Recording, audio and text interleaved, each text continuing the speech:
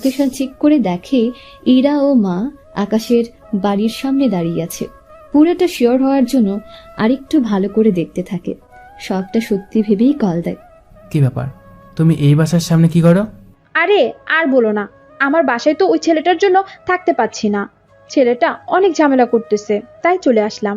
যাক, ভালো করেছো। তা একটা কাজ করো, ভিতরে চলে যাও। বাড়িতে তো তালা মারা। দরজার ডান দিকে একটা ফুলের টব পাবে, এই টবের কাছে যাও। আসলাম। এখন কি করব? টবের নিচে চাবি রাখা আছে, টবের সাথে আটকানো।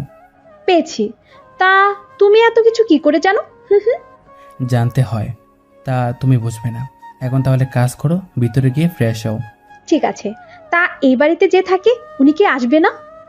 কার কথা বলছো? আরে আকাশ ভাইয়া। ও, আজকে আসতে পারবে না, তাছাড়া সকালে আসবে। আমার সাথে কথা হয়েছে। তাছাড়া তোমরাও ওই বাড়িতে 1 মাস ছিলে, কোথায় কি রাখা আছে তা তো সব কিছু জানো। তাহলে রাতে খাবার রান্না করে খেয়ে নিও। ঠিক আছে, খেয়ে নিব। তুমি নিজের খেয়াল রেখো। ঠিক আছে। এইদিকে নিজের কাজ করতে থাকে আকাশ। রাতের মধ্যে একটা সাইবার অ্যাটাক করার সম্ভাবনা বেশি, তাই এখানে রাত ভোরে কাজ করতে হবে। অন্যদিকে ইরা ওর মাকে সবটা জানিয়ে দেয়। ওনারা রাতের খাবার খেয়ে শুয়ে পড়ে। অন্যদিকে রাত 2টা বাজে।